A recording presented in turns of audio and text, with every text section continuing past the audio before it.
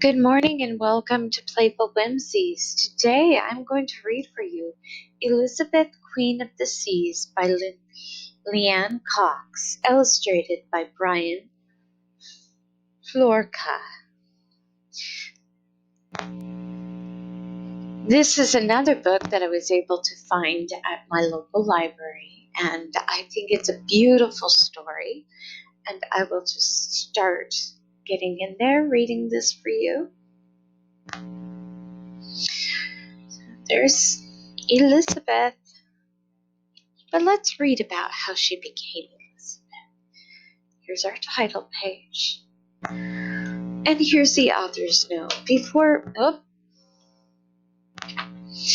That is one of our book kitties. And I'm going to have to let the book kitty into the window. There we go. All right. So this is for Joe, Ed, and Benjamin. And for Sophie, Eddie, Johnny, John, and Sergio. The author's note. Many years ago, I traveled to New Zealand to swim across 3 lakes near Mount Cook. Before heading home to California, I took a walk along the Avon River, which flows through the city of Christchurch. A boy and a girl were standing on its bank, and they asked me if I was looking for Elizabeth. Who? I replied. The boy Michael explained that Elizabeth was a very lovely seal, who had decided to live in Christchurch. And then Michael and his sister Maggie went on to tell me the wonderful story of Elizabeth, Queen of the Seas. And when they were done, I knew that one day I would have to pass Elizabeth's story on to you. So, Elizabeth lives in the Pacific Ocean, which is where, I live next to the Pacific Ocean, but I live next to the Pacific Ocean in the United States. And here again is the title page.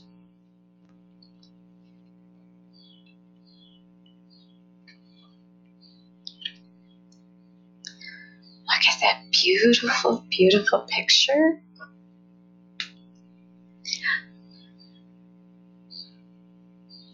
There once was a lovely elephant seal who lived in the city. Most elephant seals live in the ocean, in the salt water. They sleep on rocky coasts and lie along sandy beaches. But this seal was different. She swam in the sweet, shallow waters of the Avon River, where it flowed through the heart of the city of Christchurch, New Zealand.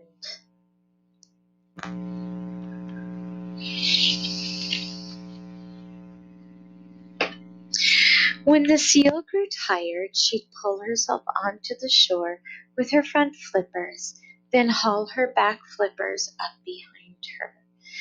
Moving up on the soft shore like a giant inchworm, she'd stretch herself out on the long, cool grass and take a nap in the bright sunshine.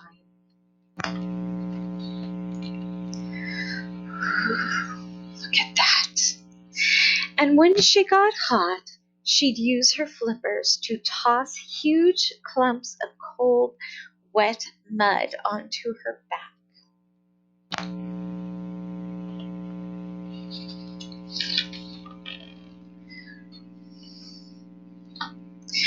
The seal's coat was silvery brown.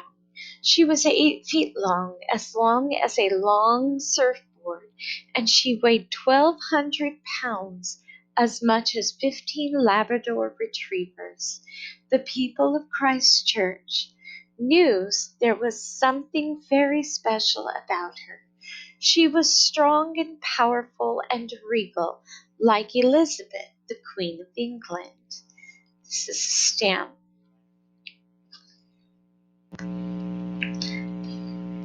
And so they named her Elizabeth, Queen of the Seas. She looks very content, just laying there in the sun.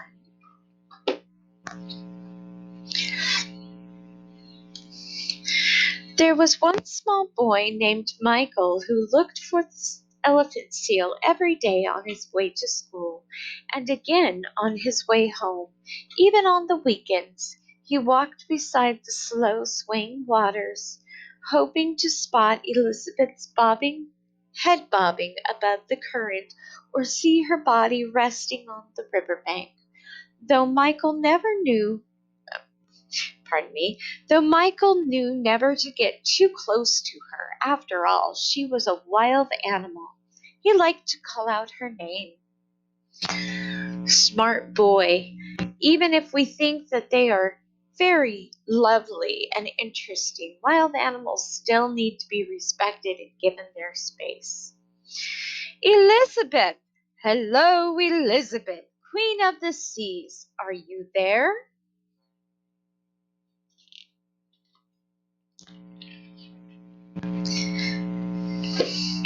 And if Elizabeth was near, she'd turn and look at Michael with her dark brown eyes, snort once to clear the water from her nostrils, and once again as if to say, "Hello."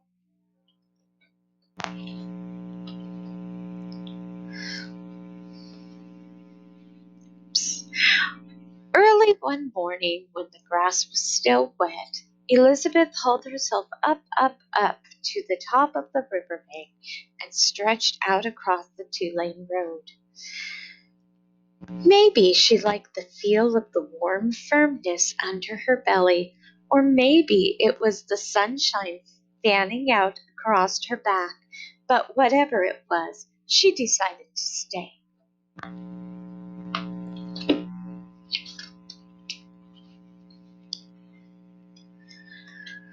Suddenly there was a screeching of brakes. Elizabeth moved forward as quickly as a 1,200-pound animal with flippers for legs can. Bang! The car hit a rock and dented its fender. Elizabeth threw herself across the road. Another screech. A second car just missed running over her back flippers. Elizabeth, Queen of the Seas, slid down the riverbank and belly flopped into the water. Oh, I hope she's okay. Elizabeth escaped death by a flipper's breath, the Christchurch newspaper proclaimed that day. All over town, people were talking. Some were afraid Elizabeth would climb into the road again and be hit by a car. Others worried that she'd cause a terrible accident when cars swerved to avoid her. They decided that maybe it would be better for Elizabeth to live with other elephant seals. If she lived far away from the city, she wouldn't be a danger to anyone.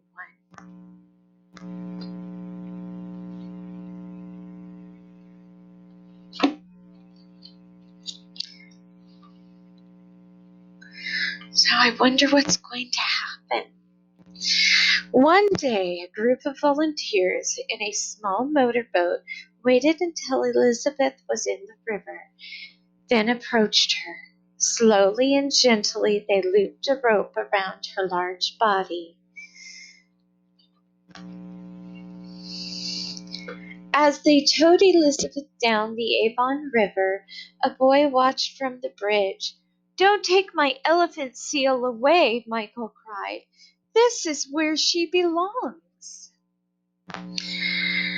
But the boat went on, towing Elizabeth out past the slitty brownish-green river mouth into the cold, dark ocean. I wonder where they're going to take her.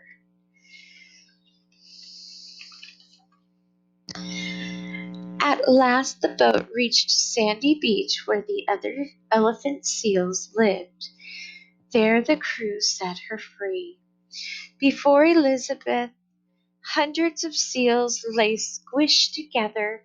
Huge males 3 times the size of the females were roaring, bellowing, and belching. Mother seals called to their babies with squeaks and squawks and whimpers, and babies squeaked back. There's another picture. That's a male elephant seal, and from what I have read, they're actually very dangerous.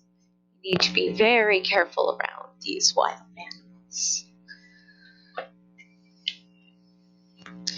Maybe it was because the beach was too crowded and noisy. Maybe she missed Christchurch, or maybe there was some other reason that we can. Oh, there's another book cat getting in the way. Come on, book cat. Make up your mind. Looks like he's trying to go into the window too. Oop. Pardon me, I helped him up a little.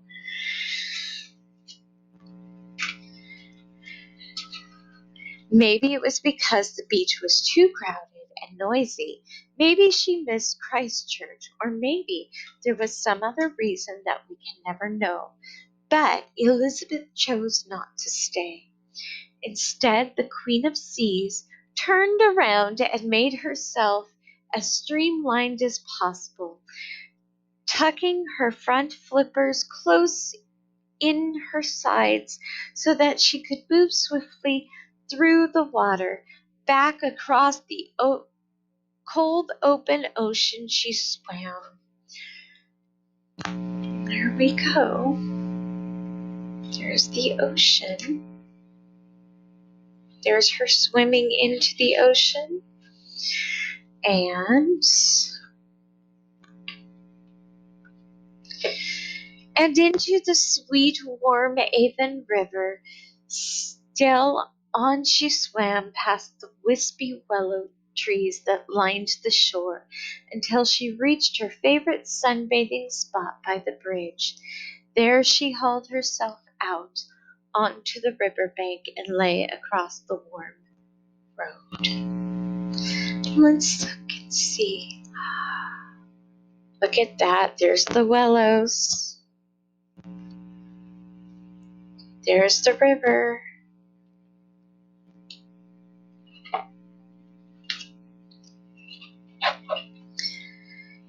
Elizabeth, you're home, Michael shouted. And Elizabeth lifted her big head and looked at him with her dark eyes, snorted loudly once, then snorted again.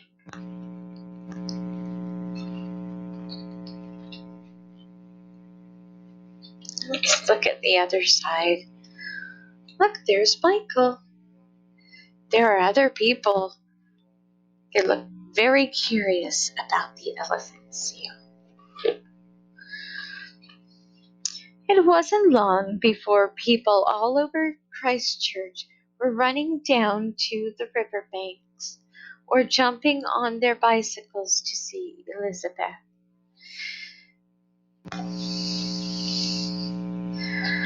The traffic safety officers called the boat crew who caught Elizabeth yet again. This time they towed Elizabeth to a seal colony far, far away from the city. So let's see what happens.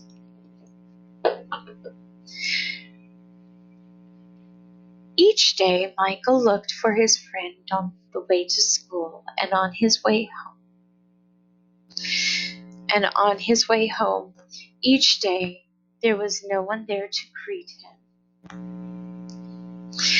But then, one day, miraculously, Elizabeth was back, looking up at Michael and snorting before pulling her great body out to sun herself along the road.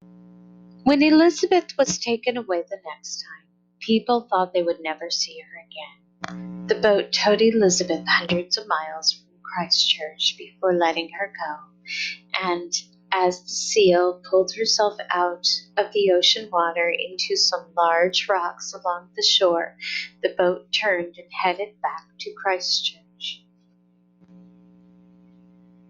Let's see what happens. A month passed. Michael and his friends rode their bikes and swam in the river. They explored, built forts, and lay in the wild fields outside Christchurch, reading great books, and they always watched for Elizabeth. A second month passed, then almost a third. Michael watched the water, and he wished upon the stars.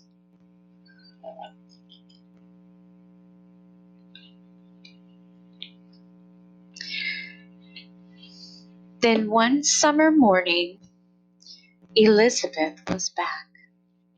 Look at her smiling.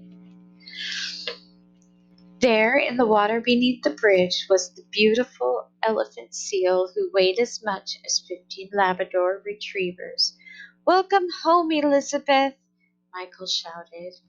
Elizabeth looked at him with her dark brown eyes, snorted once and once again.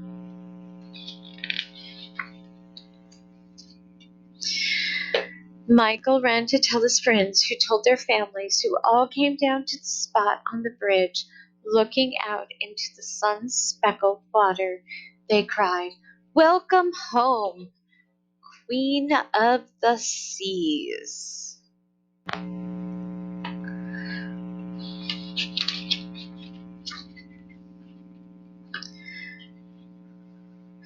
The people of Christchurch loved Elizabeth, and so they decided to put up a sign on the road where she liked to sleep. It was bright yellow with large black letters on it that said, "Slow Elephant Seal Crossing." To this day, townspeople wonder how Elizabeth managed to travel so far. They know she must have swum through huge waves and against strong currents. She must have swum tired, but still kept on swimming. She must have even swum during while she slept, night after day after night.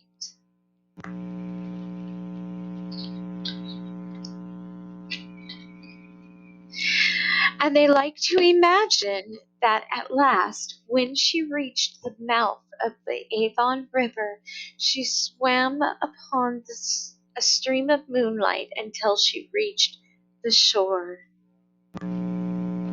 This is their imagining her swimming in the moonlight up the Avon River.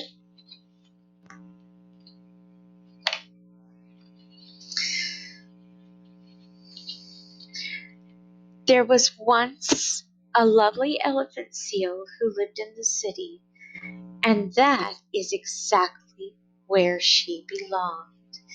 Now I'm going to read to you some facts about southern elephant seals like Elizabeth. Elephant seals are named for their huge size and trunk-like nose of the male, or bull. Bulls can be as long as 15 feet and weigh up to 4 tons. That's 8,000 pounds. The females are much smaller, though still over 2,000 pounds. All deep dive into the sea to catch fish.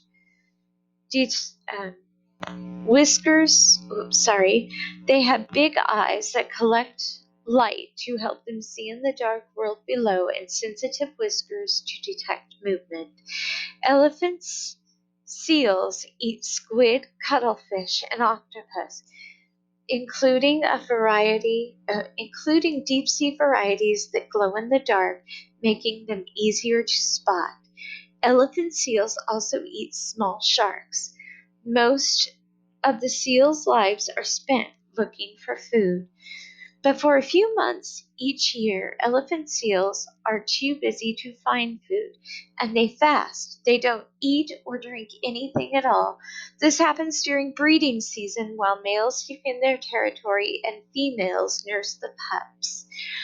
And then again later in the year, while the animals molt, shed, and grow new fur. They are mammals. Sea elephants need to come to the water's surface to breathe. They can stay underwater for up to 2 hours, accomplishing this by lowering their heart rate to as little as 4 beats per minute. When an elephant seal needs air, it swims to the surface, lifts its head out of water, and takes a big breath, making a huge snorting sound. The seal catches its breath for 2 or 3 minutes, then dives again. Recently, elephant seals have become our aquanauts. Come on, you book kitty. There she goes. Our aquanauts. Scientists attach computerized tags to their heads to collect information about conditions in the part of the oceans where we can't easily go. With the help of the elephant seals, we can explore the mysteries of the deep as never before. If you'd like to learn more about elephant seals, they give you 2 good websites to go. One is National Geographic and one is topp.org. And this is the real Elizabeth, Queen of the Seas. And I'm going to just bring my camera down onto that so you get to take a look at that. Look at that. Isn't she pretty? Right. And that is the end of our story. I hope you enjoyed this Playful Whimsies and have a beautiful day. Thank you.